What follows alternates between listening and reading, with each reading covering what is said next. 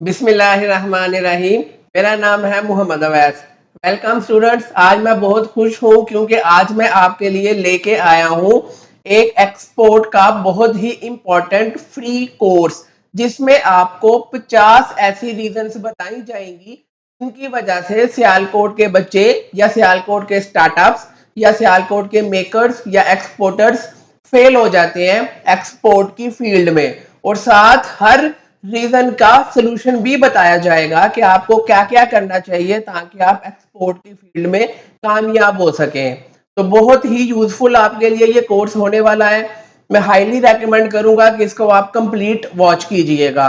चलिए आज के कोर्स का आगाज करते हैं। रीजन नंबर 1 है lack of market research. Market research क्या होती है कि आपने जो भी प्रोडक्ट सेल करनी है, जिस भी कंट्री में सेल करनी है, पहले प्रॉपर एक आपने रिसर्च करनी होती है कि आया उस कंट्री में वो वाली जो प्रोडक्ट है वो इंपोर्ट होती भी है कि नहीं, और वो पाकिस्तान से इंपोर्ट भी होती है कि नहीं। मिसाल के तौर पे अगर कोई कंपनी सियालकोट में फुटबॉल की एडवर्टाइजिंग करे कि भाई हम फुटबॉल बनाते हैं और हमसे आप बाय कर लो, बाहर की कोई कंपनी, तो क्या हम बाय करेंगे? नहीं, क्योंकि हम ऑलरेडी फुटबॉल के बहुत टॉप क्वालिटी के मैन्युफैक्चरर्स हैं। फीफा वर्ल्ड कप में हमारा फुटबॉल जो है वो प्ले होता है। तो हम फुटबॉल के इंपोर्टर नहीं है बल्कि एक्सपोर्टर हैं। तो कोई बाहर की कंपनी हमें आगे फुटबॉल नहीं बेच सकती, हम दुनिया को बेचते हैं। तो समटाइम क्या होता है कि कोई ऐसी प्रोडक्ट हमारी होती है जो कि हम किसी ऐसी कंट्री में उसकी मार्केटिंग या एडवर्टाइजिंग कर रहे होते हैं, जो ऑलरेडी वो प्रोडक्ट बल्क क्वांटिटी में बना के दुनिया को एक्सपोर्ट कर रही होती है, वो क्यों हमसे इंपोर्ट करेंगे? या फिर वो इतनी प्रोडक्शन खुद से कर लेते हैं कि उनको इंपोर्ट करने की जरूरत नहीं पड़ती। तो वहां पे जितना मर्जी हम पैसा लगा ले वो हमारा सारे का सारा जाया जाएगा। तो मार्केट को रिसर्च करना लाजमी है। आपको पता होना चाहिए कि किस कंट्री में कौन सी प्रोडक्ट है जो कि डिमांड में है और वहां पर उसकी प्रोडक्शन कैपेसिटी कम है, वो लोग ऑलरेडी दुनिया से इंपोर्ट कर रहे हैं। और वो कौन कौन सी कंट्रीज है जो आपके वाली जो प्रोडक्ट है वो स्पेशली पाकिस्तान से इंपोर्ट कर रही है, और कितने $1000, $1,00,000 या $1,000,000 की उनकी साल की इंपोर्ट है फ्रॉम पाकिस्तान। तो वो कंट्रीज जो ऑलरेडी पाकिस्तान से इंपोर्ट कर रही हैं, तो डेफिनेटली वहां पे आपके लिए मार्केटिंग करना सबसे जो है वो सूटेबल है। तो ये मार्केट रिसर्च कैसे की जाती है, इस पर हम एक डिटेल लेक्चर बनाएंगे। अभी सिर्फ आप ये समझ लें कि ये वो पहली रीजन है जिसकी वजह से सियालकोट के बच्चे फेल हो जाते हैं। तो मार्केट रिसर्च करना सीखें, इसके बगैर जो है ना एक्सपोर्ट में कामयाबी पॉसिबल नहीं है। तो कई है, लग गया तो लग गया, लेकिन जब रिसर्च करके डाटा एनालिसिस करके प्रॉपर काम करेंगे तो डेफिनेटली फिर ही आपको कामयाबी मिलेगी। डिफरेंट डिफरेंट टूल्स हैं मार्केट को रिसर्च करने के, फ्री भी हैं पेड भी है। अभी मैं आपको फ्री टूल्स बताता हूँ क्योंकि मैं नहीं चाहता कि भी आपकी स्टार्टिंग की एज में बहुत ज्यादा पैसे लग जाएं। दो टूल्स हैं गूगल के, बहुत यूजफुल है मार्केट को रिसर्च करने के हवाले से। एक गूगल ट्रेंड्स का टूल है और एक गूगल कीवर्ड प्लानर का टूल है। इसके अलावा भी टूल्स हैं बट वो पेड है। फ्री वाले भी और भी हैं लेकिन ये दो टॉप के हैं क्योंकि ये गूगल के अपने हैं और यहाँ से बहुत एक्यूरेट हमें डाटा मिलता है। इन दोनों टूल्स के ऊपर हम डिटेल में लेक्चर्स बनाएंगे कि इनको यूज कैसे करना है और यहाँ से किस तरीके से हमने डाटा कलेक्ट करना है और उस डाटा को किस तरीके से हमने एनालाइज करना है और अपने फायदे के लिए कैसे उसको इस्तेमाल करना है। तो ये थी reason number 1, lack of market research. इस पे आपको काम करना होगा। रीजन नंबर 2 है पुअर क्वालिटी कंट्रोल, और ये एक मेजर रीजन है सियालकोट के बच्चों के लिए फेल होने की एक्सपोर्ट की इंडस्ट्री में। क्यों? क्योंकि मोस्टली बच्चों का अपना कोई मैन्युफैक्चरिंग यूनिट नहीं होता और मोस्टली का कोई जानने वाला भी नहीं होता ट्रस्टेबल रिलेटिव। रैंडमली जो है वो मेकर्स के पास जाते हैं और उन्हें जाके बोलते हैं कि भी हमें सैंपल बना दो। तो मेकर जो है फिर आपको पता ही है क्या क्या करते हैं, उसकी भी हमने एक वीडियो बनाई हुई है, उसको देख लीजिएगा। अल्लाह माफ करे सियालकोट के मेकर से। सबसे पहले वो आपको टाइम पे माल नहीं बना के देंगे तो क्वालिटी को लो कर लेंगे और सैंपल भी जो है वो लो क्वालिटी का बनेगा। आप जब क्लाइंट को भेजोगे आपका सैंपल जो है वो रिजेक्ट हो जाएगा, तो आगे से ऑर्डर भी नहीं आएगा। और सैंपल के ऊपर जाहिर है आपने क्लाइंट का नेम या लोगो लिखवाना होगा। तो वो भी जो है ना वो कुछ ऐसे मेकर्स हैं सियालकोट में जो कि आपको जानबूझ के सैंपल खराब बना देंगे और उसके बाद जो है क्लाइंट के साथ या तो खुद डायरेक्ट हो जाएंगे या किसी अपने यार दोस्त को डाटा बेच देंगे क्लाइंट का, जो भी आपने लोगो वगैरह ऊपर लगाया होगा। तो ये भी काम सियालकोट में चलता है, तो बड़े ध्यान से चीजों को लेके चलना चाहिए। तो मेकर या तो आपका सैंपल खराब करेगा या फिर जो ऑर्डर आया है लॉट का उसको खराब करेगा, टाइम पे भी नहीं देगा, क्वालिटी को भी लो करेगा। तो अल्टीमेटली ये सबसे बड़ी रुकावट है आपके लिए एक कामयाब एक्सपोर्टर बनने के लिए। तो इसका सोल्यूशन यही है कि आपके पास कोई ऐसा जानने वाला ट्रस्टेबल मेकर होना चाहिए। स्पेशली जो है वो या तो आप खुद मेकर हो या फिर कुछ जानने वाला ट्रस्टेबल हो, कोई चाचा मामा ताया कुछ या कोई यार दोस्त कजन ट्रस्टेबल हो, जिसपे आपको पता हो मुझे टाइम पे माल भी बना देगा, क्वालिटी को भी टॉप पे रखेगा और क्लाइंट का डाटा लीक भी नहीं करेगा और क्लाइंट के साथ खुद भी जो है वो डायरेक्ट होने की कोशिश नहीं करेगा। अगर कोई ऐसा अल्लाह का नेक आदमी आपको मिल जाए तो मुझे जरूर बताइएगा, क्योंकि ऐसे नेक आदमी सियालकोट में कम है। तो अगर कोई मिल जाए तो जो है ना आप समझ लें कि आपके नसीब बदलने वाले हैं, क्योंकि मोस्टली जो है ना मेकर्स ही जो है ना सबसे बड़ी रुकावट होते हैं सियालकोट में हमारे जो बच्चे हैं उनको एक्सपोर्टर बनने के लिए। तो क्वालिटी कंट्रोल जो है ना इस पे आपने काम करना है ताकि आप मैक्सिमम अच्छी क्वालिटी प्रोवाइड कर सकें अपने क्लाइंट को, ताकि बाद में वो री ऑर्डर करे। और एक्सपोर्ट में आपने एक दफा नहीं भेजना होता, ये B2B बिजनेस है, इसमें क्लाइंट ने आपसे बार बार ऑर्डर करने होते हैं। और सियालकोट में ऐसी ऐसी भी फैक्ट्रीज हैं जिनके पास एक या दो ही क्लाइंट्स हैं और वो भी इतने बड़े क्लाइंट है कि पूरी की पूरी फैक्ट्री जो है ना वो उनका माल बनाती है और हजारों में एम्प्लॉइज हैं। तो एक्सपोर्ट के लिए आपको 200-300 क्लाइंट्स नहीं चाहिए, एक या दो भी जो है ना वो काम का क्लाइंट मिल जाए तो वही जो है ना आपकी किस्मत बदलने के लिए काफी है। लेकिन उसमें जाहिर है प्रोडक्ट की क्वालिटी मैटर करती है, जैसा उसने सैंपल मांगा है वैसा सैंपल होना चाहिए और जैसी सैंपल की क्वालिटी है जो उसने पास की है लॉट भी वैसी होनी चाहिए। 19-20 का भी फर्क होगा तो आप गए। तो ये थी reason number 2, poor quality control. Reason number 3 है ineffective marketing strategies. Unfortunately Sialkot के जो बच्चे हैं वो वही जो 50 साल पुराने या 20 साल पुराने या 10 साल पुराने तरीके हैं वो इस्तेमाल कर रहे हैं। वो कौन से तरीके हैं? गूगल पे जाए, कंपनीज को सर्च करें, उनकी वेबसाइट पे जो ईमेल मिलेगी उस ईमेल को पकड़े जो info@something.com होगी और वहां पे ईमेल फेंक दें, या इंस्टाग्राम पे जाए कंपनीज को सर्च करें वहां मैसेज कर दें, या फेसबुक पे जाए वहां कंपनीज को सर्च करें वहां मैसेज कर दें। तो ये सारे के सारे तरीके आज से 10 साल पहले चल जाते थे बट अब नहीं चलते। क्यों? क्योंकि देखिए सिंपल सी बात है, अगर आपके व्हाट्सएप नंबर पे डेली के 2000 मैसेज आ रहे हैं तो क्या आप रिप्लाई करेंगे? नहीं करेंगे, टाइम ही नहीं होगा। इसी तरीके से आपका जो क्लाइंट है उसके साथ भी यही हो रहा है। मिसाल के तौर पे सारा पाकिस्तान, सियालकोट, इंडिया, बांग्लादेश, श्रीलंका, चाइना, सारे के सारे जो है वो यही काम कर रहे हैं कि गूगल, इंस्टाग्राम और फेसबुक से क्लाइंट को पकड़ के उनको मैसेजेस और ईमेलें कर रहे हैं, क्योंकि ये फ्री का डाटा होता है, कोई भी 14-15 साल का बच्चा इजीली कर सकता है। तो इससे जो है ना वो डेली बेसिस पे क्लाइंट को हजारों ईमेल्स चली जाती हैं, हजारों इंस्टाग्राम के मैसेजेस चले जाते हैं, हजारों फेसबुक के मैसेजेस चले जाते हैं। तो डेफिनेटली क्लाइंट के पास ना तो टाइम होगा रिस्पॉन्स करने का, ना ही वो इतना बिल आए। तो इससे जो है ना आपको ऑर्डर नहीं मिलेंगे, किसी को इक्का दुक्का मिल जाए, लेकिन अब जो है ना ये काम नहीं चलता। तो आपको ये फ्री की जो मार्केटिंग स्ट्रेटजीज है इस पे काम नहीं करना, अदरवाइज आप 10 साल भी लगे रहेंगे तो वेस्ट ऑफ टाइम ही है।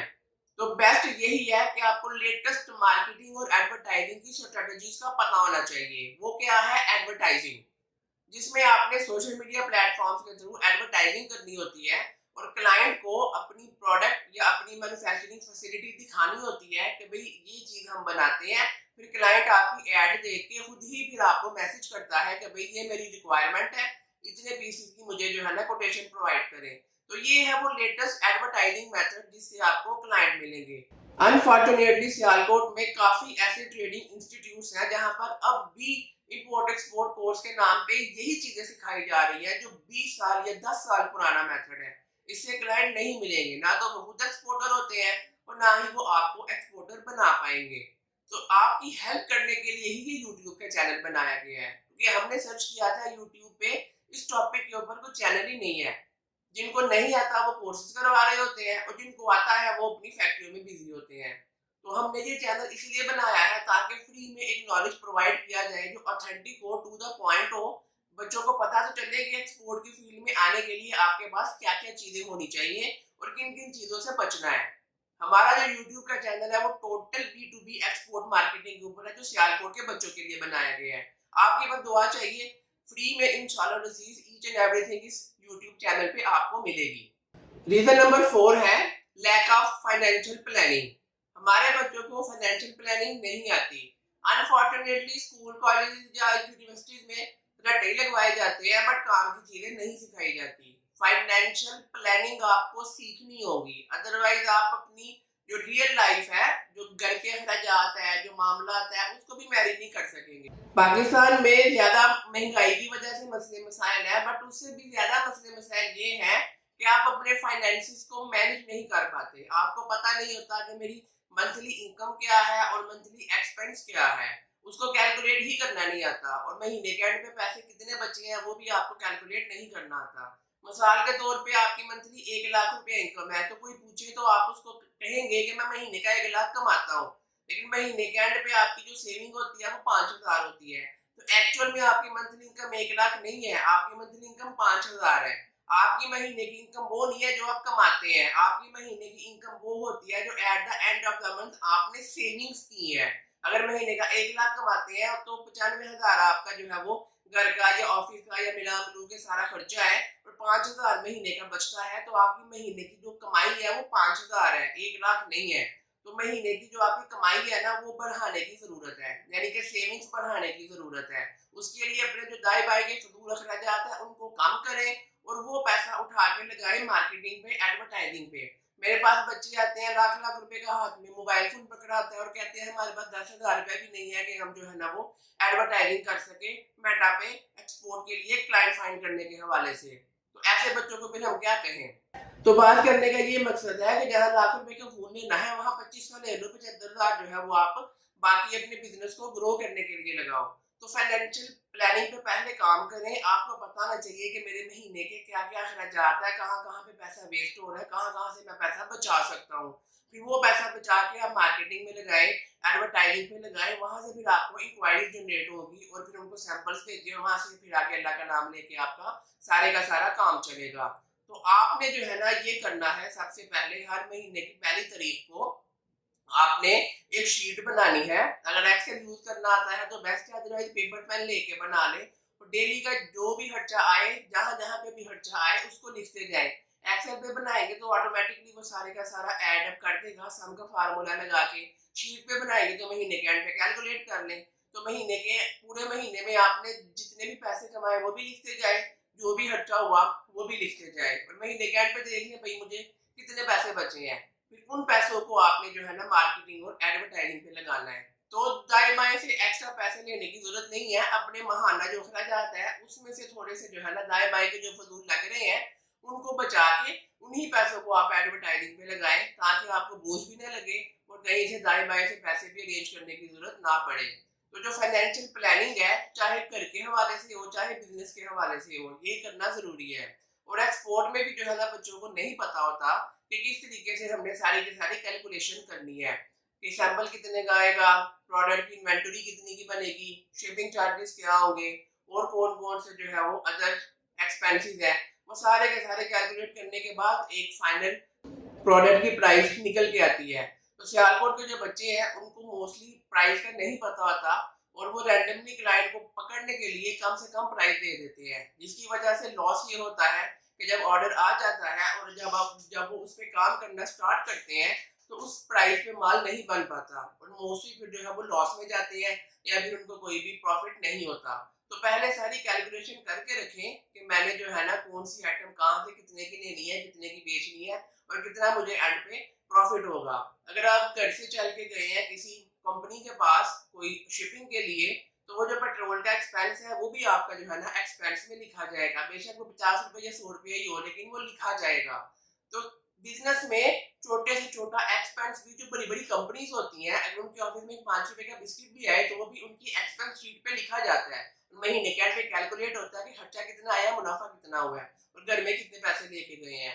तो ये चीज आपको सीखनी होगी। फाइनेंशियल प्लानिंग के ऊपर भी जो है ना हम एक सीरीज बनाएंगे जिसमें आपको सारी कैलकुलेशन करना बताएंगे कि किस तरीके से आपने अपने सारे अखराजात को कैलकुलेट करना है और मैनेज करना है, और किस तरीके से उसको रिड्यूस कर सकते हैं। तो ये वो सारी की सारी चीजें हैं जो कि आपको सीखनी चाहिए।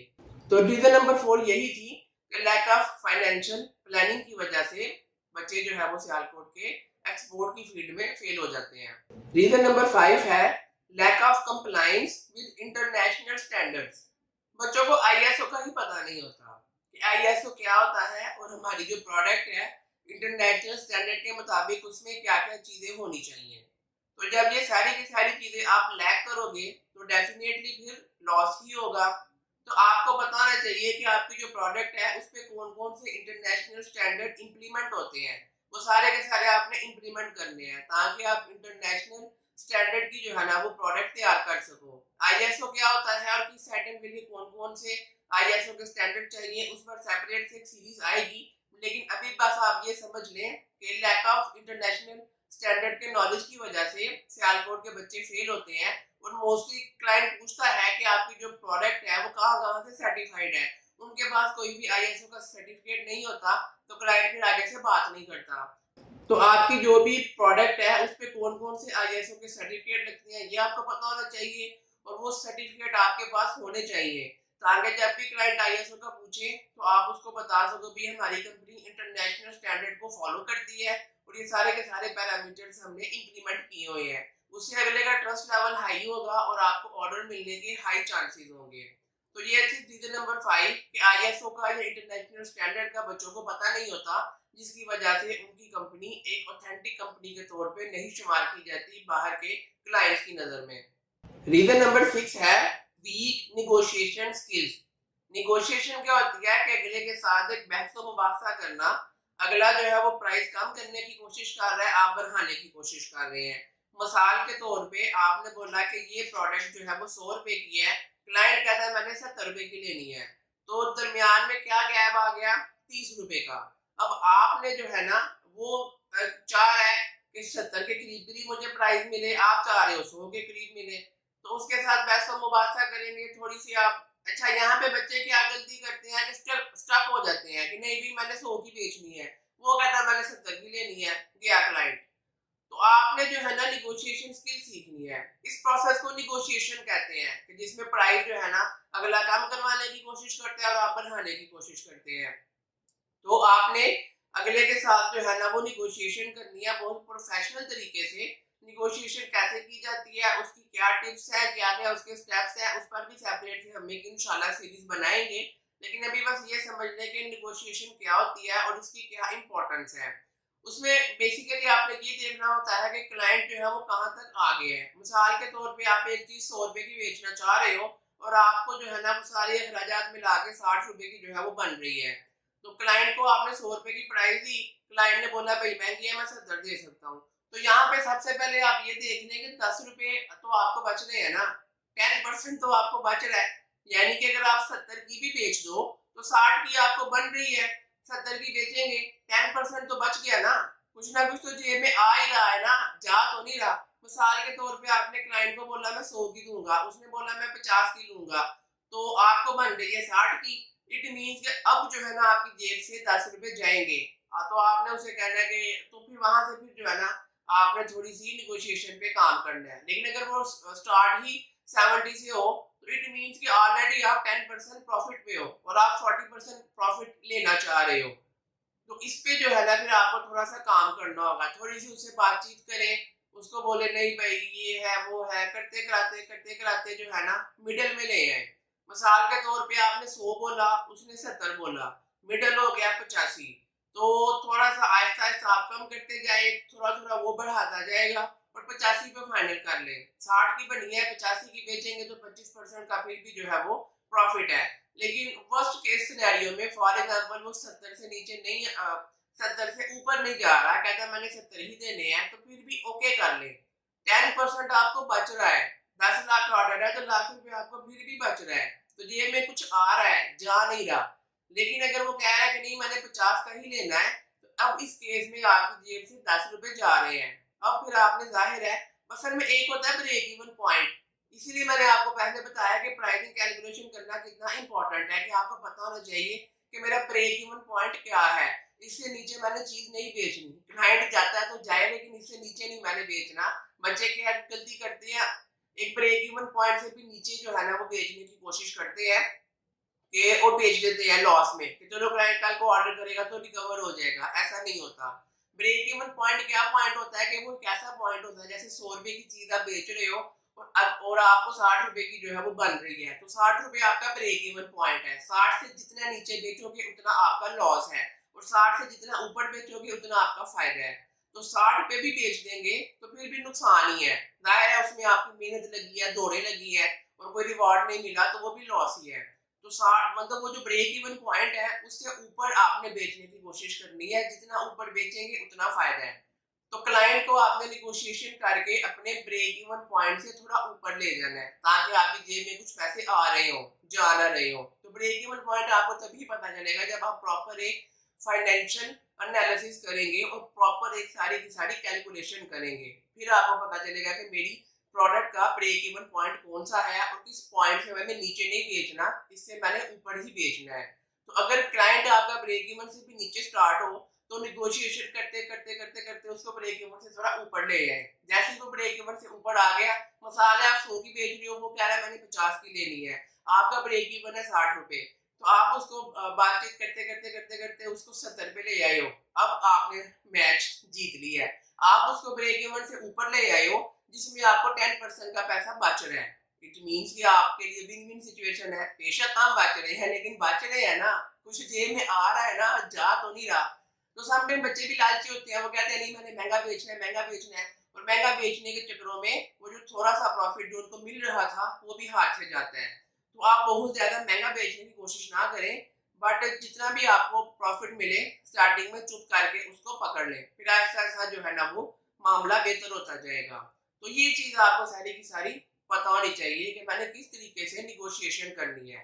तो ये थी रीजन नंबर 6 कि बच्चों को निगोशिएशन नहीं करनी आती, ब्रेक इवन पॉइंट का पता नहीं होता, जिसकी वजह से फिर क्लाइंट उनसे फाइनल नहीं होता। तो इस पे काम करना आपके लिए बहुत जरूरी है। रीजन नंबर 7 है insufficient knowledge of export documentation. Export करने के लिए डिफरेंट डिफरेंट डॉक्यूमेंटेशन की रिक्वायरमेंट होती है, और हर स्टेप में आपको जो है ना वो रिटर्न में डॉक्यूमेंट्स वाले मामला करने होते हैं। तो बच्चों को मोस्टली यही नहीं पता होता कि भी किस स्टेप पे क्या क्या डॉक्यूमेंट्स चाहिए। एनटीएन का पता नहीं होता, चैम्बर के डॉक्यूमेंट्स का पता नहीं होता, सेल सर्टिफिकेट्स का पता नहीं होता, आईएसओ सर्टिफिकेट का पता नहीं होता, कार्गो या कोरियर के डॉक्यूमेंट्स का पता नहीं होता, इनकम टैक्स और सेल टैक्स के डॉक्यूमेंट्स का पता नहीं होता, कस्टम क्लीयरेंस के डॉक्यूमेंट्स का पता नहीं होता, बैंक के डॉक्यूमेंट्स का पता नहीं होता, इनवॉइसेस के डॉक्यूमेंट्स का पता नहीं होता, और भी बहुत सारी जो है ना वो चीजें हैं जिनका बच्चों को नहीं पता होता। तो डॉक्यूमेंटेशन के बारे में आपको सारी की सारी चीजें पता होनी चाहिए कि मैंने किस स्टेप पे कौन कौन से डॉक्यूमेंट्स लगवाने हैं या लगाने हैं, कहाँ से लेने हैं, कैसे मिलेंगे, क्या कॉस्ट आएगी, वो सारे का सारा आपको बताना चाहिए, उनकी क्या क्या रिक्वायरमेंट्स है वगैरह वगैरह। जब आपको डॉक्यूमेंट्स का पता होगा तो डेफिनेटली आप इजीली जो है ना वो हर स्टेप पे सारे के सारे डॉक्यूमेंट्स जमा करवा के सियालकोट से माल उठा के कस्टमर को उसकी लोकेशन तक भेज सकते हैं। अब एक्सपोर्ट के लिए कौन कौन से डॉक्यूमेंट्स चाहिए उस पर भी जो है ना वो हम एक सेपरेट से सीरीज करेंगे, ताकि आपको नॉलेज मिल सके कि एक्सपोर्ट के लिए कौन कौन से डॉक्यूमेंट्स चाहिए होते हैं, कहाँ कहाँ से मिलते हैं, और क्या क्या उसकी रिक्वायरमेंट्स होती हैं। तो डॉक्यूमेंटेशन जो है वो रीजन नंबर 7 है जिसकी वजह से सियालकोट के बच्चे फेल हो रहे हैं एक्सपोर्ट की फील्ड में। रीजन नंबर 8 है पुअर कम्युनिकेशन स्किल। अनफॉर्चुनेटली हमारे स्कूल कॉलेज या यूनिवर्सिटीज में कम्युनिकेशन स्किल नहीं सिखाई जाती। अगर किसी की कम्युनिकेशन स्किल अच्छी हो भी, बच्चा क्लास में टीचर से सवाल पूछ ले तो टीचर बदतमीजी करके बच्चे को बिठा देता है या आगे से उसकी बेइज्जती करना शुरू कर देता है। तो नेक्स्ट टाइम वो भी सवाल नहीं पूछता, बाकी बच्चे भी नहीं पूछते कि बेइज्जती हो जाएगी। तो डेफिनेटली इससे अगले का कॉन्फिडेंस कम होता है, कॉन्फिडेंस कम होगा तो कम्युनिकेशन स्किल भी आपकी डाउन जाएगी। तो कम्युनिकेशन स्किल आपको खुद से जो है ना वो सीखनी पड़ेगी कि किस तरीके से अच्छे तरीके से आपने अगले के साथ बात करनी है और किस तरीके से आपने कम्युनिकेशन करनी है। उसके लिए डिफरेंट डिफरेंट बुक्स भी हैं जो मैं आपको आहिस्ता आहिस्ता रेकमेंड करूंगा कि आप जो है ना ये वाली किताबें पढ़ें, और उन किताबों के रिव्यूज भी आपके लिए लेके आऊंगा कि इसमें जो है ना ये टिप्स हैं कि इस तरीके से आपने अगले के साथ कम्युनिकेशन करनी है, ताकि आप अच्छे तरीके से क्लाइंट के साथ कम्युनिकेशन कर सकें, प्रोफेशनली तरीके से उसको मैसेज कर सकें या ईमेल कर सकें या रिप्लाई कर सकें या कॉल पे बात कर सकें या वीडियो कॉल कर सकें। तो ये सारी की सारी चीजें जो है वो कम्युनिकेशन स्किल में आती है। इसको आप जितना अच्छा बनाएंगे उतना अच्छा जो है ना आपका क्लाइंट आपसे हैप्पी होगा और लॉन्ग टर्म चलेगा। तो ये थी रीजन नंबर 8 जिसकी वजह से सियालकोट के बच्चे एक्सपोर्ट की फील्ड में फेल हो रहे हैं। रीजन नंबर 9 है इनकंसिस्टेंट प्रोडक्ट क्वालिटी। इसका क्या मतलब है कि आप जो है वो रेगुलर बेसिस पे सेम प्रोडक्ट क्वालिटी प्रोवाइड नहीं कर रहे। मिसाल के तौर पे सैंपल भेजा तो उसकी क्वालिटी बहुत अच्छी थी, उसके बाद लॉट भेजी उसकी क्वालिटी थोड़ी लो हो गई, नेक्स्ट टाइम लॉट भेजी उसकी क्वालिटी मजीद लो हो गई। तो फिर जो है ना वो क्लाइंट आपके साथ काम नहीं करेगा कि आप हर दफा जो है वो रेट भी बढ़ा रहे हैं या रेट सेम है तो क्वालिटी को डाउन करते जा रहे हैं, तो आगे से जाहिर है उसके लिए भी बेचना मुश्किल होगा।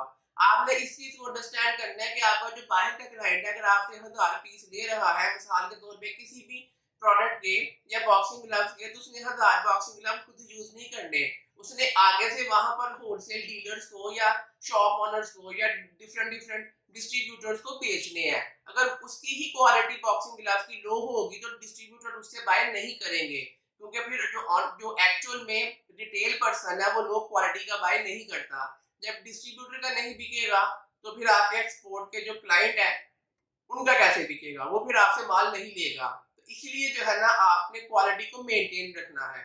जैसा सैंपल भेजा है जो अगर पास हो गया है तो थ्रू आउट जैसी सैंपल की क्वालिटी है हर ऑर्डर में वैसी क्वालिटी होनी चाहिए, ताकि आपका जो क्लाइंट है बार बार आपसे रीऑर्डर करे और आपके लिए जो है ना वो एक्सपोर्ट का बिजनेस करना इजी हो जाए।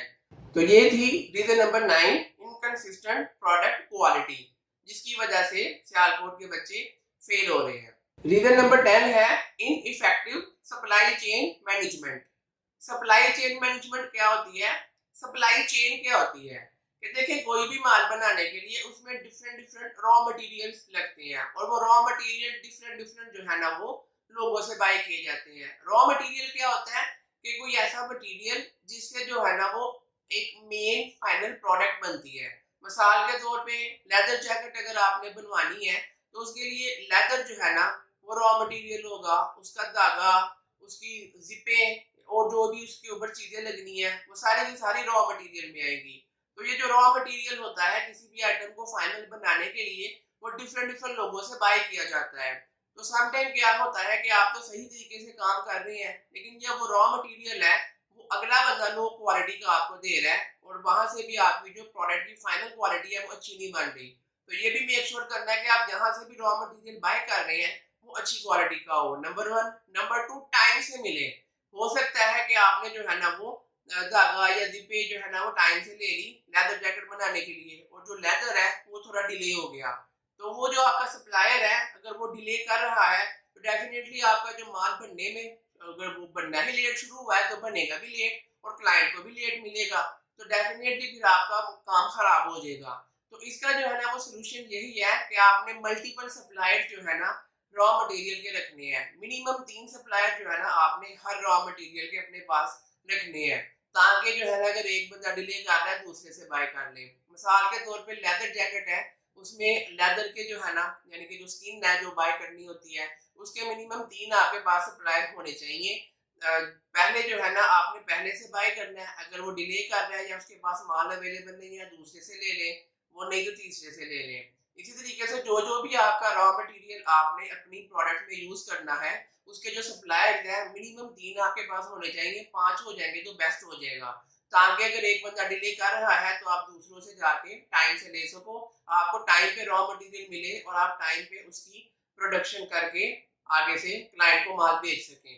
तो ये थी reason number 10 ineffective supply chain management, जिसकी वजह से सियालकोट के बच्चे एक्सपोर्ट की फील्ड में फेल हो जाते हैं। तो स्टूडेंट्स ये थी आज की class number 1 on multiple reasons जिनकी वजह से सियालकोट में बच्चे एक्सपोर्ट में फेल हो रहे हैं।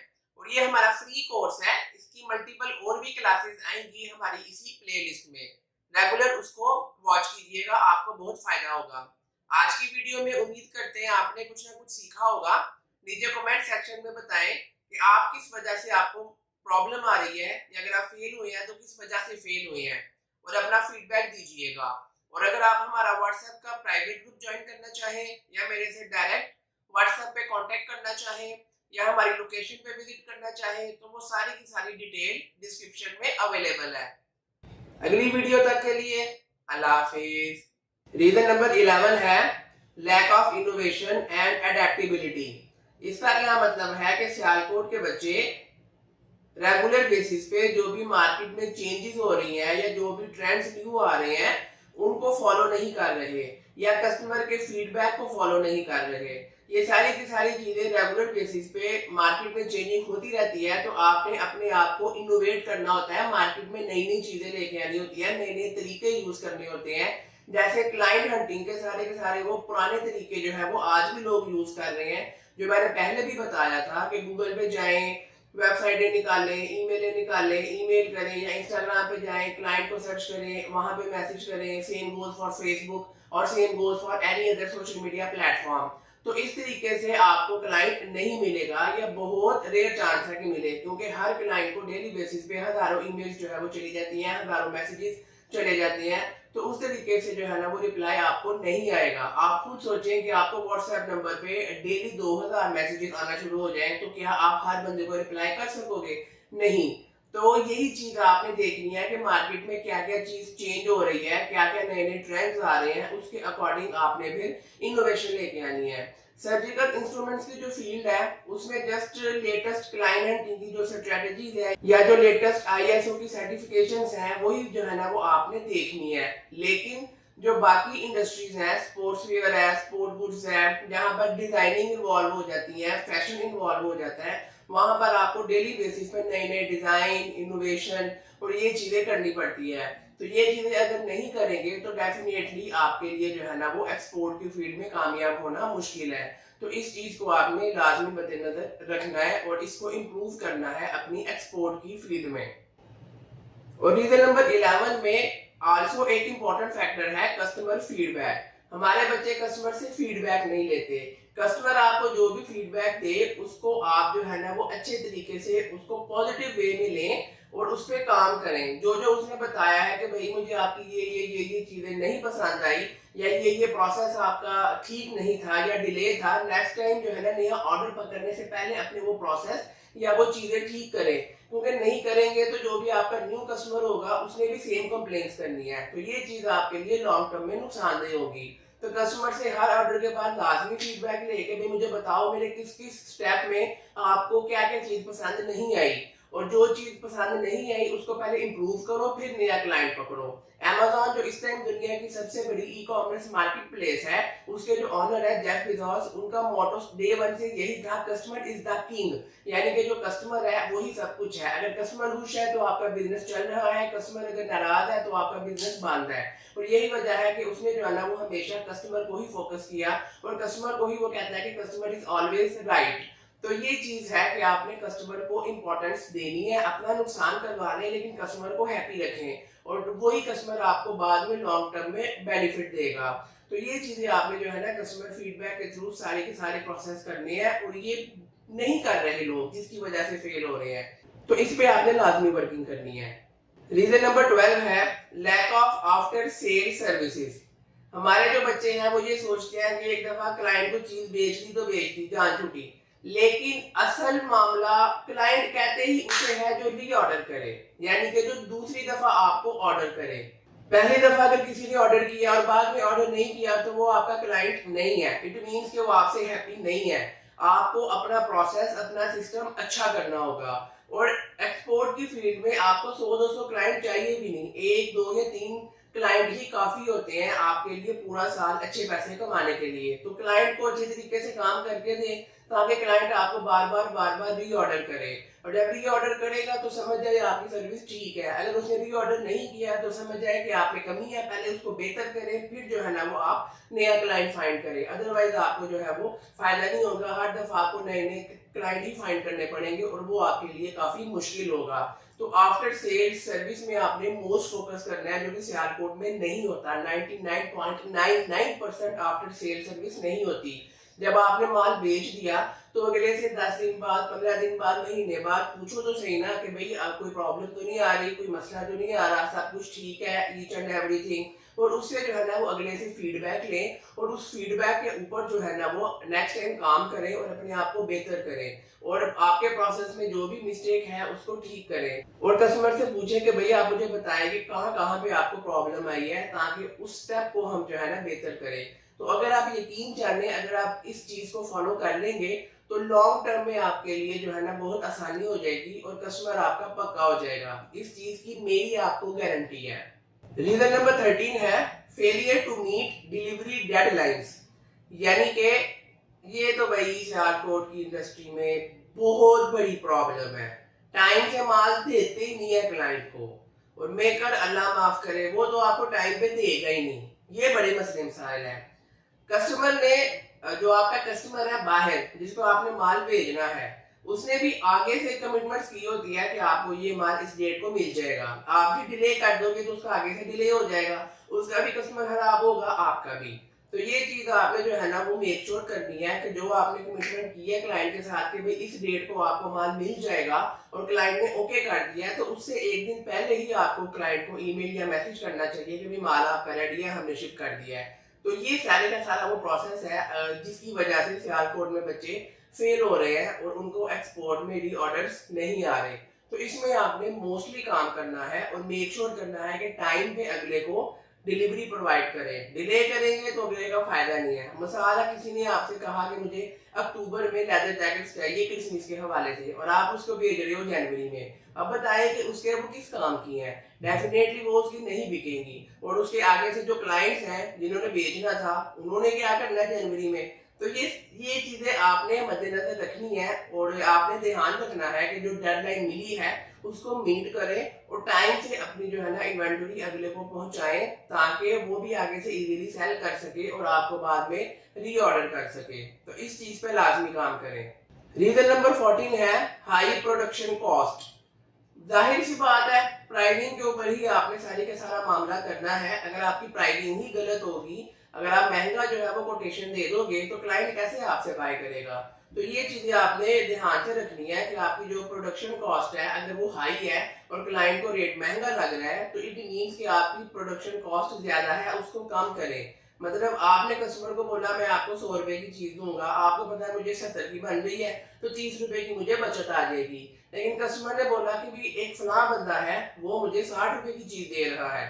अब आप ये सोच रहे हो कि यार ये कैसा पॉसिबल है, 70 की तो मुझे घर पड़ रही है, अगर मैं नो प्रॉफिट नो लॉस पे भी दूं तो मैं 70 की दूंगा। तो जो दूसरा बंदा है वो 60 की कैसे दे रहा है? वो 10 रुपए जेब से तो नहीं, वो 10 रुपए जेब से तो नहीं डालेगा, इतना बेवकूफ तो नहीं है वो। तो वहां पे फिर आपको देखना होगा कि यार अगर वो कस्टमर को 60 की दे रहा है तो उसको 50 की 45 की या 40 की घर में पड़ रही होगी।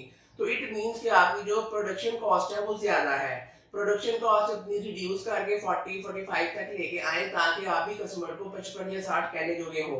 तो अगर आप प्रोडक्शन कॉस्ट को मिनिमाइज नहीं करेंगे तो आप मार्केट में सर्वाइव नहीं कर सकेंगे, क्योंकि कस्टमर ने सिर्फ आपकी कोटेशन नहीं लेनी, उसने और भी बहुत ज्यादा डिफरेंट डिफरेंट लोगों से कोटेशंस लेनी है। तो जहां से उसको जो है ना वो कम रेट मिलेगा वो जाहिर सी बात है वहीं से बाय करेगा। और अगर आपकी प्रोडक्शन कॉस्ट ज्यादा है तो आपसे वो कभी भी बाय नहीं करेगा। तो ये चीज आपने ध्यान में रखनी है कि अपनी प्रोडक्शन कॉस्ट को जितना कम कर सकते हैं उतना कम करें। चाइनीज इसीलिए दुनिया में कामयाब है कि उनकी जो प्रोडक्शन कॉस्ट है वो मिनिमम है, बहुत कम है, जिसकी वजह से उनको ऑर्डर्स पे ऑर्डर्स आते हैं। तो आपने भी जो है ना कोशिश करनी है कि मैक्सिमम अपनी प्रोडक्शन कॉस्ट को कम से कम करें ताकि इजीली आपको ऑर्डर मिलने के चांसेस हो। रीजन नंबर 15 है insufficient of understanding of target markets. यानी कि आपने जिस भी मार्केट में मार्केटिंग करनी है, एडवर्टाइजिंग करनी है, आपको उस सारी की सारी मार्केट का पता होना चाहिए कि वहां पे क्या सिनेरियोज हैं, वहां पे आपकी जो प्रोडक्ट है वो कहाँ कहाँ पे किस किस स्टेट में या किस किस सिटी में या किस किस मेट्रो में वो बिक रही है। उसके अकॉर्डिंग आपने सारी की सारी प्लानिंग करनी है और उसके लिए आपको रिसर्च करनी होगी। रिसर्च कैसे करते हैं? Market research each and everything, उसकी भी हम सेपरेट से कोर्सेज लेके आएंगे हमारे इसी चैनल पे फ्री ऑफ कॉस्ट। लेकिन अभी जस्ट आप ये समझ लें कि मार्केट रिसर्च करना वो बहुत जरूरी है, उसके बगैर आप टारगेटेड कस्टमर तक नहीं पहुंच सकेंगे। मिसाल के तौर पे आप जो है वो प्लान कर रहे हैं कि मैं फला कंट्री में फला प्रोडक्ट बेचने की कोशिश कर रहा हूँ, लेकिन आपने ये सर्च ही नहीं किया कि वहां पर वो चीज वो कंट्री इंपोर्ट करता भी है कि नहीं। हो सकता है कि वो ऑलरेडी बहुत ज्यादा मैन्युफैक्चरिंग करते हो और वो पर्टिकुलर जो प्रोडक्ट है वो एक्सपोर्ट करते हो, तो वो आपसे इंपोर्ट क्यों करेंगे? वहां पे आपके आप वहां पे आपका सारे का सारा पैसा जाया चला जाएगा। डेफिनेटली मिसाल के तौर पे सियालकोट की मार्केट है, यहाँ फुटबॉल बनते हैं, सारी दुनिया में जाते हैं, तो अगर कोई कंपनी यहाँ पे आके मार्केटिंग करे मेरे से फुटबॉल खरीदो तो जाहिर है उसके नहीं बिकेंगे, क्योंकि हम लोग खुद उसके एक्सपोर्टर है, इंपोर्टर नहीं है। तो आपने जिस भी कंट्री में मार्केटिंग करनी है आपको मेक श्योर होना चाहिए कि वो कंट्री वो पर्टिकुलर प्रोडक्ट की इंपोर्टर हो, यानी कि दुनिया से माल मंगवाती हो, फिर ही कोई आपसे मंगवाएगा ना। और सेकंड और मोस्ट इंपॉर्टेंट कि वो कंट्री पाकिस्तान से भी जो है ना वो इंपोर्ट करती हो। अगर कोई कंट्री पाकिस्तान से इंपोर्ट ही नहीं कर रही तो इट मींस मे बी कि उसके जो है ना वो कंट्री वाइज को ताल्लुकात अच्छे नहीं है या ट्रेंड नहीं है, वो पाकिस्तान पे ट्रस्ट नहीं करते, यहाँ से इंपोर्ट नहीं करते, वहां पर भी आपको फेल होने के चांसेस हैं। लेकिन एक कंट्री है वो आपकी जो पर्टिकुलर प्रोडक्ट है वो ऑलरेडी पाकिस्तान से इंपोर्ट कर रही है और ठीक ठाक अमाउंट में इंपोर्ट कर रही है, तो इट मींस कि आपको भी वहां से क्लाइंट मिलने के चांसेस हैं। और इंपोर्ट की आपने क्वांटिटी भी देखनी है कि कितनी जो है ना वो इंपोर्ट हो रही है। अगर चंद हजार डॉलर एक साल की इंपोर्ट हो रही है तो उसमें कुछ भी आपको नहीं मिलेगा। चंद लाख डॉलर एक साल की इंपोर्ट हो रही है तो आपको चंद हजार डॉलर का शेयर मिल जाएगा, वो भी बड़ी मुश्किल से। अगर चंद मिलियन डॉलर की सेल हो रही है तो फिर आपके चार पैसे अच्छे बन जाएंगे। और अगर बिलियंस ऑफ डॉलर की सेल हो रही है यानी कि पाकिस्तान से इंपोर्ट हो रही है तो फिर तो आपके बहुत अच्छे पैसे बन जाएंगे। तो ये सारी की सारी मार्केट को रिसर्च करना आपके लिए लाजमी है। और जब आप रिसर्च करके एडवर्टाइजिंग करेंगे या मार्केटिंग करेंगे या क्लाइंट हंटिंग करेंगे जिस भी तरीके से, वहां से फिर आपको क्लाइंट मिलना काफी इजी हो जाएगा। रीजन नंबर 16 है पुअर ऑनलाइन प्रेजेंस। हमारे जो बच्चे हैं उनकी डिजिटल मीडिया पे प्रेजेंस नहीं होती। इस पे मैंने एक सेपरेट से वीडियो रिकॉर्ड करवाई है, सेपरेट से मेरी क्लास है जिसमें मैंने 40 डिजिटल प्लेटफॉर्म्स बताए हैं जहां जहां पे आपकी डिजिटल प्रेजेंस होनी चाहिए ताकि कस्टमर आपको ज्यादा से ज्यादा जगह पे फाइंड आउट कर सके। जितनी ज्यादा आपकी डिजिटल प्रेजेंस होगी उतना ज्यादा आपको क्लाइंट मिलने के चांसेस हैं। हमारे बच्चे मोस्टली इंस्टाग्राम का अकाउंट बना लेते हैं या फेसबुक का पेज बना लिया और बाकी दुनिया में जो इतने ज्यादा प्लेटफॉर्म है उस पर काम ही नहीं करते। तो जाहिर है आपकी जो प्रेजेंस है वो बहुत थोड़ी है, तो आपको उस तरीके से जो है ना वो काम नहीं मिलेगा जैसा मिलना चाहिए। तो वो वाली मेरी जो वीडियो है या वो वाली मेरी जो क्लास है उसका जो लिंक है वो मैं नीचे डिस्क्रिप्शन में भी दे दूंगा और ऊपर आई बटन में भी दे दूंगा, ताकि आप वो भी जो है वो लाजमी वॉच करें। उसमें 40 जो है ना वो डिजिटल स्ट्रेटजीज बताई गई है जो कि प्लेटफॉर्म्स है डिजिटल जहां पे आपकी प्रेजेंस होनी चाहिए। तो ये वो एक रीजन है जिसकी वजह से सियालकोट के बच्चे फेल हो रहे हैं कि उनकी डिजिटल मीडिया पे प्रेजेंस नहीं है और बहुत ज्यादा डिजिटल प्लेटफॉर्म ऐसे हैं जिनका उनको पता ही नहीं है। तो जाहिर है ये भी आपके लिए एक डिसएडवांटेज है, तो इस पे जरूर काम करें। रीजन नंबर 17 है limited use of digital marketing tools. देखिए डिजिटल मार्केटिंग के डिफरेंट डिफरेंट टूल्स होते हैं, कुछ फ्री होते हैं कुछ पेड होते हैं।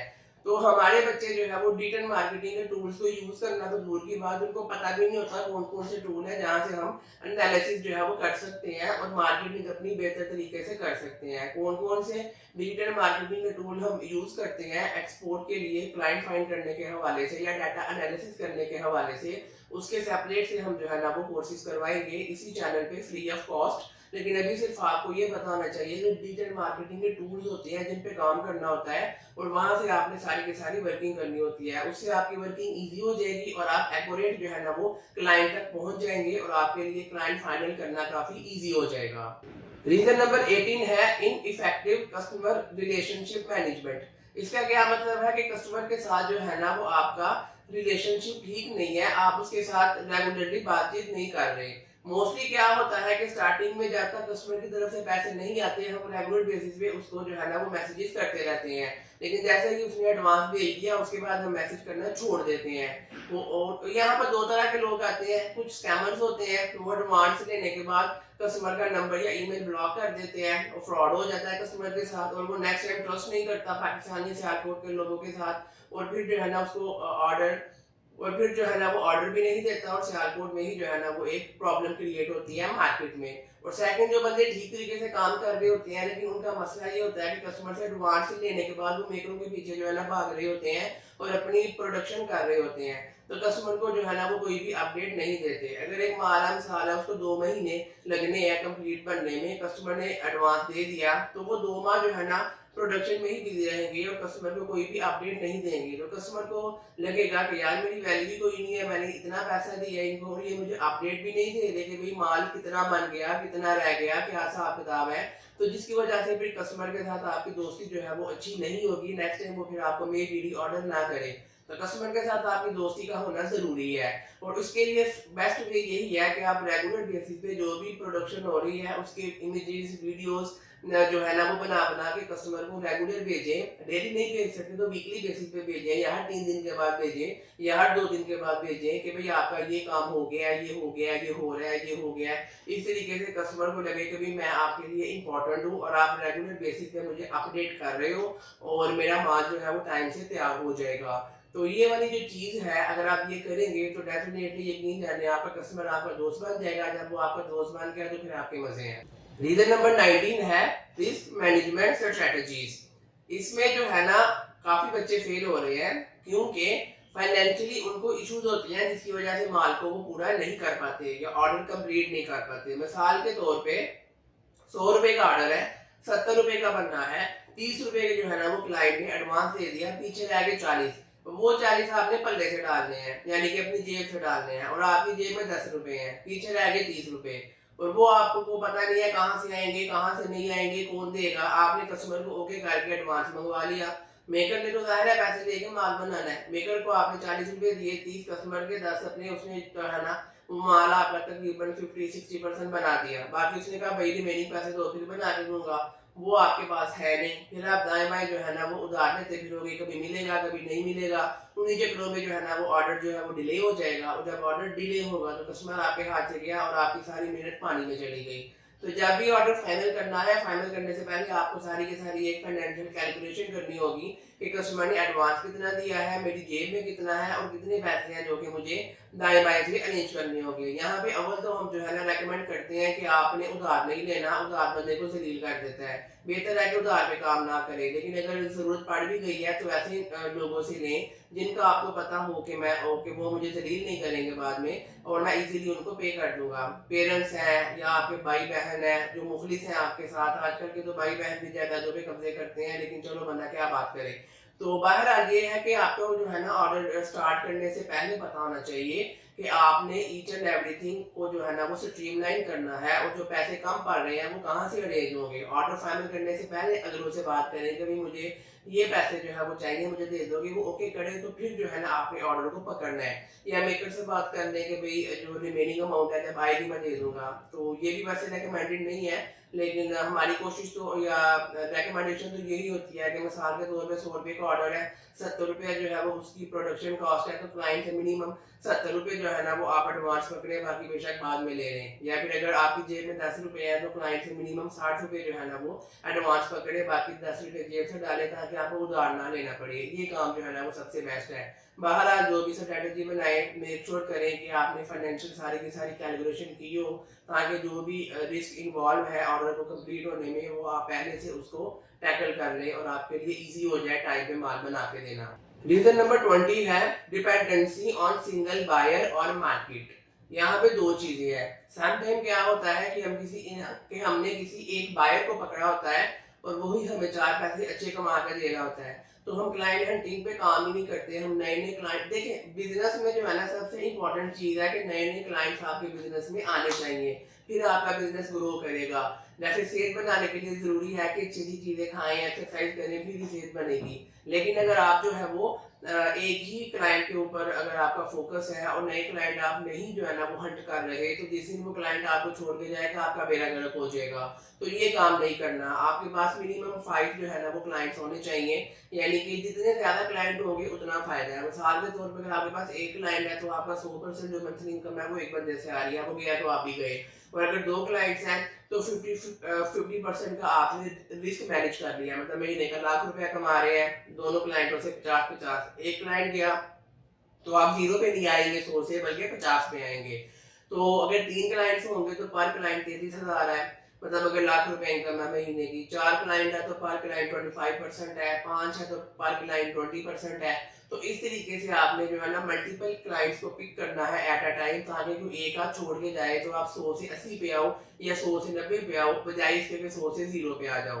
तो वन सिंगल क्लाइंट पे जो लोग फोकस करते हैं उनके साथ यही होता है। मेरे पास आते हैं अक्सर लोग, कहते हैं 6-6 माह से काम नहीं है, एक क्लाइंट था अच्छे पैसे कमा के दे रहा था। तो यहाँ पे वो गलती करते हैं कि जब अच्छे पैसे आपको आ रहे हैं तो बजाय नए क्लाइंट फाइंड करने के वो जो है ना वो कहीं प्लॉट ले रहे होते हैं, घर बना रहे होते हैं, एंजॉय कर रहे होते हैं। फिर जब वो क्लाइंट चला जाता है तो फिर कहते हैं यार अब हम क्या करें, प्लॉट की किस्तें भी रहती हैं और भी जो है ना मार्केट में पैसे देने हैं और क्लाइंट भी कोई नहीं है, और क्लाइंट फाइंड करने के लिए जो एडवर्टाइजिंग चाहिए उसके भी पैसे नहीं है। तो ये काम जो है आपने नहीं करना। जब आपको पैसे आ रहे हो तो सबसे पहले आपने कोशिश करनी है कि मैंने उन पैसों को यूटिलाइज करना है मजीद क्लाइंट फाइंड करने के लिए, और उसके लिए आपने एडवर्टाइजिंग करनी है, जो कि लेटेस्ट वे है क्लाइंट फाइंड करने का। मिनिमम जो है ना आपके पास 5 क्लाइंट्स होने चाहिए आपकी पोर्टफोलियो में, ताकि 20% जो है ना हर क्लाइंट शेयर करे, और एक क्लाइंट अगर छोड़ के जाए तो आप 100 से 80 पे आओ, बजाय कि 100 से आप जो है वो 0 पे आ जाओ। तो सबसे पहले आपने इस चीज पे फोकस करना है। तो एक सिंगल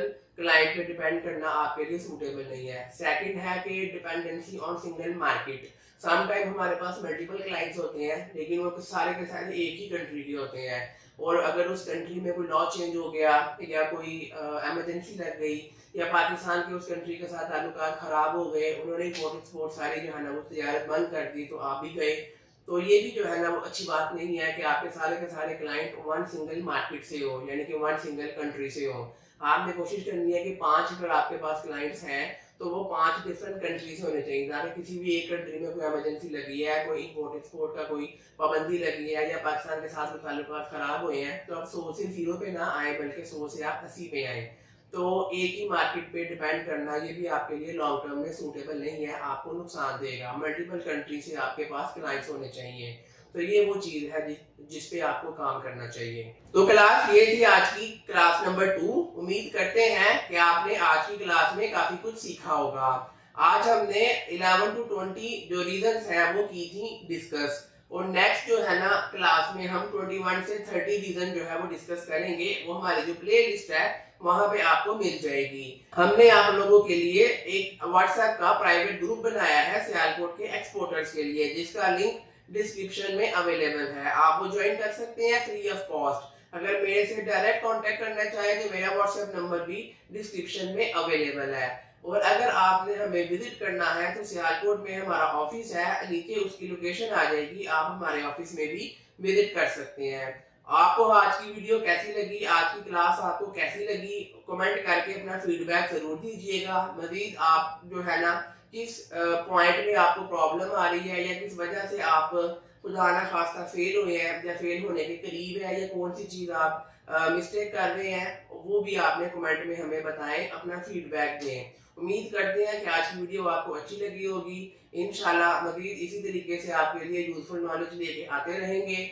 आपके ताउन का शुक्रिया। अगली वीडियो तक के लिए अल्लाह हाफिज। रीजन नंबर 21 है लैंग्वेज बैरियर, यानी कि हमारा जो कस्टमर है उसकी जो लैंग्वेज है वो हमें नहीं आती, और हमारी जो लैंग्वेज है वो उसे नहीं आती। तो मोस्टली जो है इंटरनेशनली इंग्लिश जुबान में सारी की सारी प्रोफेशनल कम्युनिकेशन होती है। अगर हमें इंग्लिश नहीं आती होगी तो डेफिनेटली क्लाइंट के साथ बातचीत हम सही तरीके से नहीं कर सकेंगे।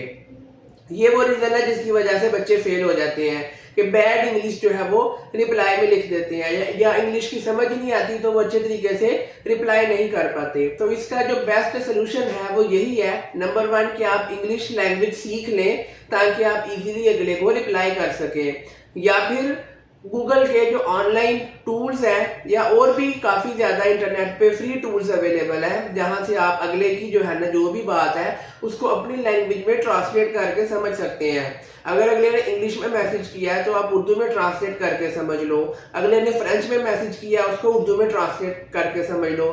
गूगल ट्रांसलेट जो है ये एक फ्री टूल है जो लैंग्वेजेस को एक दूसरे में ट्रांसलेट करवाता है, तो ये टूल यूज कर ले। और अगर आपका क्लाइंट कहीं मैंने कॉल पे बात करनी है या वीडियो कॉल करनी है तो उसका फार्मूला यही है कि आपका कोई ऐसा पर्सन जो जानने वाला हो, ट्रस्टेबल हो, जिसको वो लैंग्वेज आती हो, उससे कॉल पे या वीडियो कॉल पे बात करवा दें एज ए मैनेजर बन के। तो इस तरीके से आप क्लाइंट के साथ एक प्रोफेशनल कम्युनिकेशन कर सकोगे, और लैंग्वेज बैरियर की वजह से आपका जो क्लाइंट है वो फेल नहीं होगा। रीजन नंबर 22 है कल्चरल मिसअंडरस्टैंडिंग। जाहिर है हर कंट्री में डिफरेंट कल्चर होते हैं। सम टाइम हमें अगले के कल्चर की समझ नहीं आती है, सम टाइम अगले को हमारे कल्चर की समझ नहीं आती।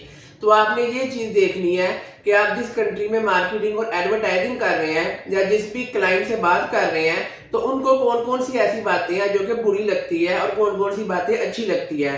जो बातें अच्छी लगती है उसी को फोकस करके आपने एडवर्टाइजिंग करनी है, और जो बातें बुरी लगती है डेफिनेटली हमने उस पर ना तो एडवर्टाइजिंग पे फोकस करना है और ना ही अगले से उस तरीके से कोई बात करनी है। तो जिस कंट्री में काम कर रहे हैं उसका कल्चर भी आपको थोड़ा बहुत पता होना चाहिए, जो कि इंटरनेट से गूगल पे आपको सारे का सारा डाटा मिल जाएगा। रीजन नंबर 23 है complex export regulations. Definitely export करने के लिए बहुत ज़्यादा डॉक्यूमेंट्स चाहिए होते हैं और ये सारी की सारी डॉक्यूमेंटेशन बच्चों को नहीं पता होती, जिसकी वजह से कोई ना कोई डॉक्यूमेंट कम होने की वजह से मुश्किल हो जाती है। तो इसका बेस्ट सोल्यूशन यही है कि आप किसी एक्सपर्ट के साथ राब्ते में रहे, कोई कुरियर एजेंट, कार्गो एजेंट अपने साथ अटैच रखें ताकि जो भी सारे के सारे डॉक्यूमेंट्स हैं आपके वो इजीली बन जाए।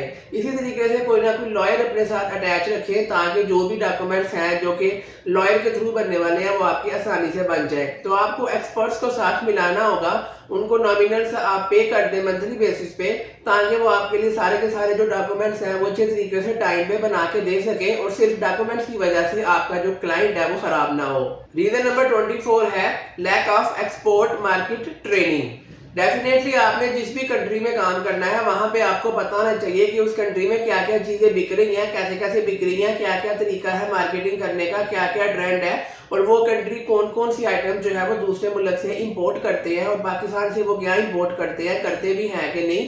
तो ये सारी की सारी आपकी रिसर्च होनी चाहिए। अगर रिसर्च नहीं होगी तो अंधेरे में तीर फेंकने वाला काम है, लग गया तो लग गया, नहीं तो ना सही। तो आपको प्रॉपर किसी भी मार्केट में घुसने से पहले मार्केट को रिसर्च करना होगा, उसके बाद जो है ना फिर आप नेक्स्ट स्टेप करेंगे और एक अच्छे जो है ना एक्सपोर्टर बन पाएंगे। तो इसका सोल्यूशन यही है कि आप गूगल से जाके सारी की सारी मार्केट को रिसर्च करें। और मार्केट रिसर्च कैसे होगी इस पर भी हमारे सेपरेट से फ्री कोर्सेज आने वाले हैं जल्द ही इंशाल्लाह। रीजन नंबर 25 है पुअर प्राइसिंग स्ट्रेटजीज, यानी कि आपने क्लाइंट को गलत प्राइस दे दी, या तो आपने प्राइस जो है वो बहुत ज्यादा दे दी या प्राइस आपने बहुत कम दे दी। बोथ केसेस में आपके लिए लॉस है और क्लाइंट आपका फाइनल नहीं होगा। अगर आपने प्राइस बहुत ज्यादा कम दे दी, क्लाइंट अगर एग्री हो गया, जब आप बनवाने जाओगे तो आपको रियलाइज होगा कि मैंने प्राइस ही जो है ना वो गलत दे दिया है, मुझे तो लॉस हो रहा है। तो आप क्लाइंट को बोलोगे कि भाई प्राइस इंक्रीज करो, वो बोलेगा भैया आपने पहले ही कहा था कि इस प्राइस पे बना दोगे, अब क्या हुआ। तो वो क्लाइंट भाग जाएगा, उसको पता चल जाएगा कि आप प्रोफेशनल नहीं है। लेकिन अगर आपने प्राइस बहुत ज्यादा हाई दे दी तो क्लाइंट को कहीं और से अच्छी प्राइस मिल रही होगी तो वो फिर भी आपसे काम नहीं करवाएगा।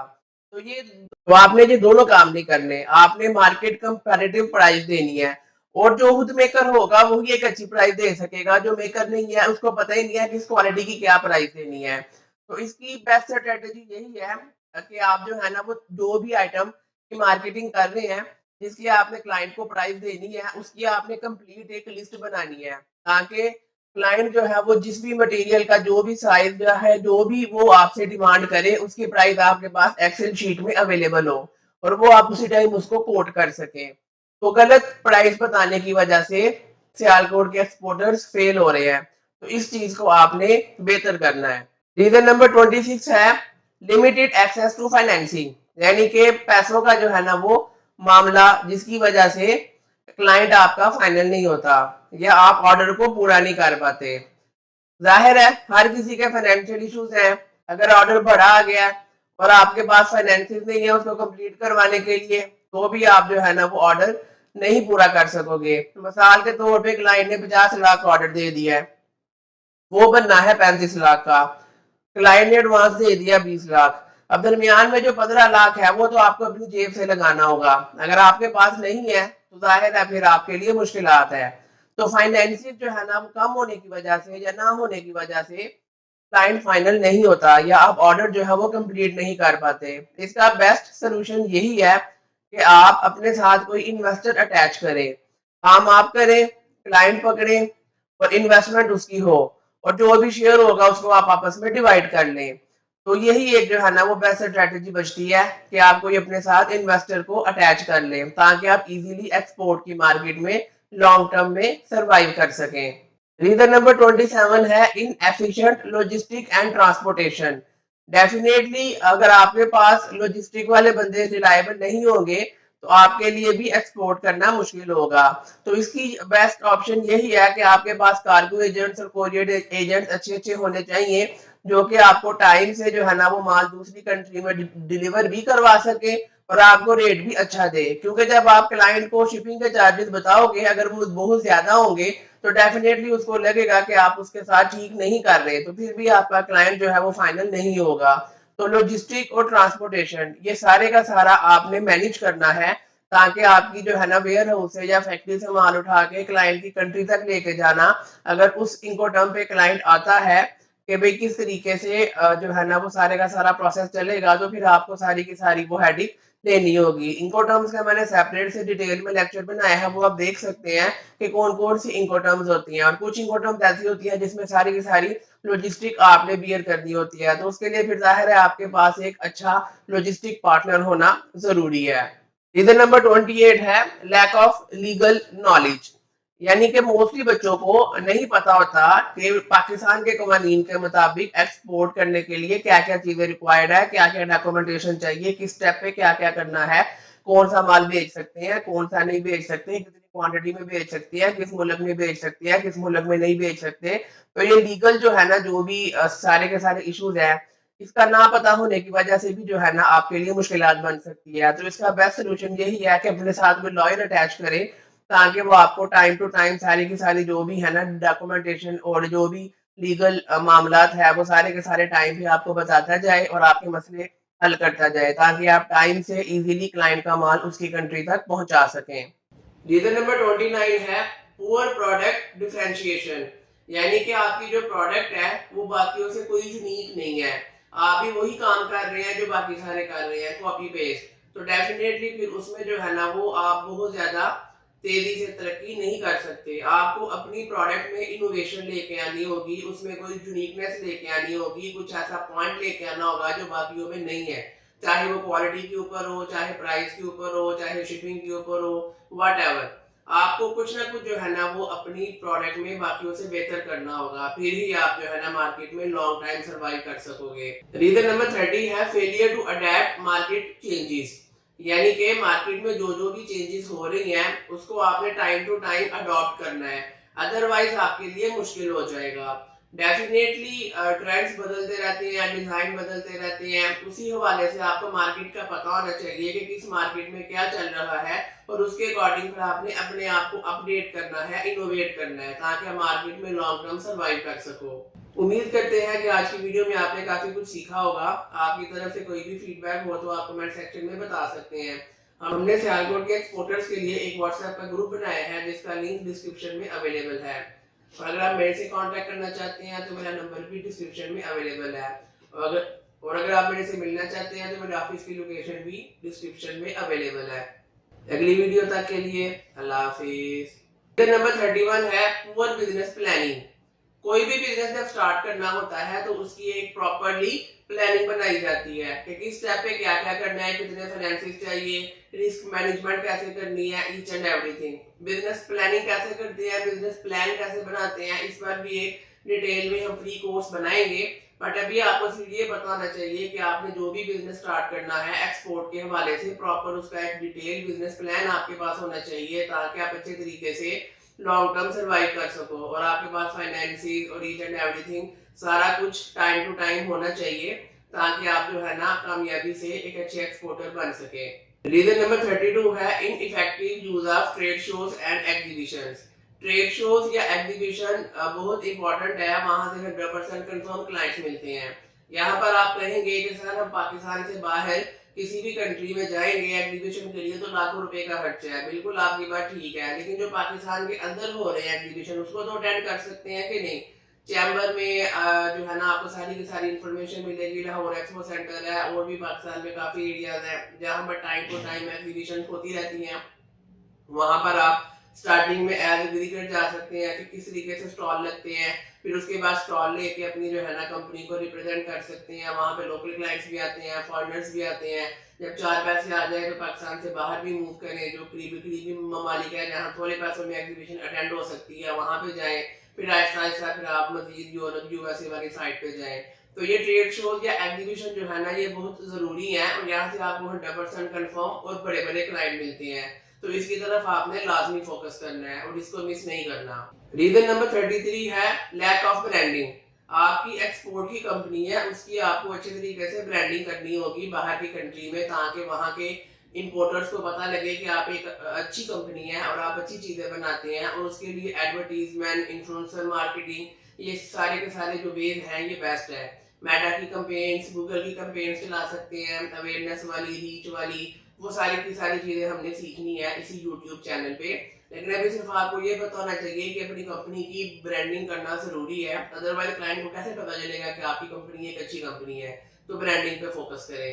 रीजन नंबर 34 है पुअर रिलेशनशिप्स विद सप्लायर्स। यानी कि जो भी आपके मेकर्स हैं, जहां से आपने माल बनवाना है, उनके साथ अपने ताल्लुकात को अच्छा बनाएं, ताकि जब भी आपको ऑर्डर आए आप फौरी तौर पे वहां से माल बनवा सकें, टाइम से बनवा सके, सेम क्वालिटी का बनवा सके और अच्छी प्राइस पे बनवा सके। अगर मेकर के साथ आपके ताल्लुकात अच्छे नहीं होंगे तो डेफिनेटली वो आपको टाइम पे माल नहीं देगा, या क्वालिटी को लो कर लेगा, या प्राइस अच्छी नहीं देगा। तो आपके जो भी सप्लायर है उनके साथ आपके ताल्लुकात अच्छे होने चाहिए। रीजन नंबर 35 है हाई टैरिफ बैरियर्स। देखिए, कोई भी कंट्री है जब वो इंपोर्ट करती है तो उस पे गवर्नमेंट ने टैक्स लगाने होते हैं। तो डेफिनेटली हमने तो यहाँ से एक्सपोर्ट करनी है तो हम पे तो वैसे टैक्स नहीं है, लेकिन बाहर की कंट्री में किसी ने इंपोर्ट करनी है तो उस पर गवर्नमेंट ठीक ठाक टैक्स चार्ज करेगी। और उसमें भी हर कंट्री के हवाले से डिफरेंट डिफरेंट सिनेरियोज होते हैं। तो ये चीज आपको पता होनी चाहिए कि आप पाकिस्तान से कौन सा माल भेज रहे हैं, किस कंट्री में भेज रहे हैं, उस कंट्री में उस आइटम की इंपोर्ट पे कितनी ड्यूटीज है। डेफिनेटली जितनी हाई ड्यूटी होगी उतना क्लाइंट के लिए मुश्किल होगा इंपोर्ट करना, और वो कोशिश करेगा मैं अपनी लोकल कंट्री में ही मैन्युफैक्चरिंग करवा लूँ। लेकिन वो कंट्रीज जहाँ पर टैरिफ लो होंगे वहां से आप इजीली जो है ना वो मार्केटिंग करके क्लाइंट पकड़ सकते हैं, और इंपोर्टर के लिए भी आसानी होगी थोड़ा सा टैक्स दे के माल दूसरी कंट्री से मंगवा लेना। तो इन चीजों को आपको सारी की सारी रिसर्च करनी होगी।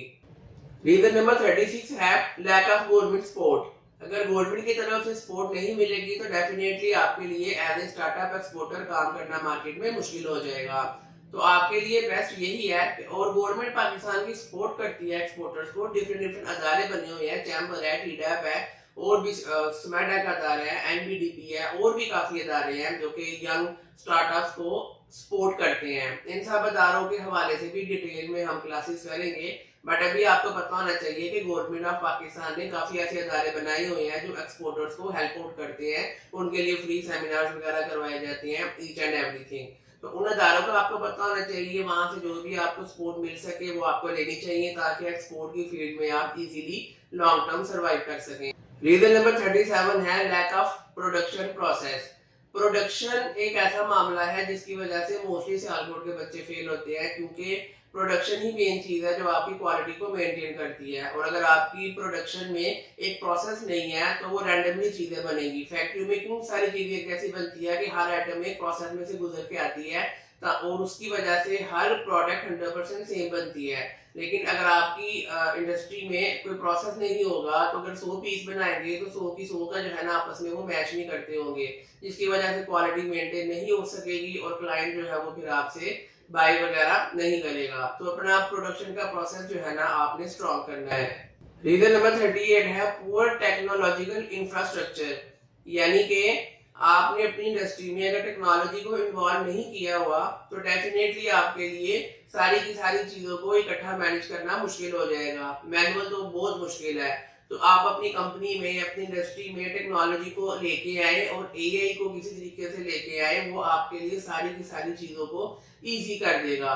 और टेक्नोलॉजी जो है ना आपको ईच एंड एवरीथिंग बताएगी कि किस दिन आपने कितनी जो है ना वो कॉस्ट की, कितना आपने इनकम किया एक महीने में, एक साल में, सारे का सारा डाटा टेक्नोलॉजी आपको लेके आएगी। मार्केटिंग में भी हेल्प करेगी, एडवर्टीजमेंट में भी हेल्प करेगी। तो अपनी फैक्ट्री में आपने हर स्टेप पे जहां जहां पर भी टेक्नोलॉजी का इस्तेमाल हो सकता है वो करें, ताकि आपके लिए जो प्रोडक्शन कॉस्ट है वो मिनिमाइज हो और जो रिस्क है या लॉस है वो भी मिनिमाइज हो और प्रॉफिट आपका मैक्सिमाइज हो। रीजन नंबर 39 है लिमिटेड ई कॉमर्स कैपेबिलिटीज। यानी कि ई कॉमर्स के जो प्लेटफॉर्म्स हैं वहां पर आपकी प्रेजेंस ना होना भी एक डिसएडवांटेज है। वहां पर आपको अपनी कंपनी की प्रेजेंस बनानी चाहिए, ताकि क्लाइंट जब आपको वहां पे सर्च करे तो क्लाइंट को लगे कि आप एक अच्छी कंपनी हो और आप हर जगह पे अवेलेबल हैं, तो उससे भी आपकी कंपनी की जो है ना एक रिलायबिलिटी में इजाफा होगा और आपके लिए एक्सपोर्ट करना इजी हो जाएगा। रीजन नंबर 40 है lack of response to competition, यानी कि आपके जो कंपेटिटर्स हैं वो क्या क्या काम कर रहे हैं इसका आपको ना पता होना भी आपके लिए नुकसानदेह है।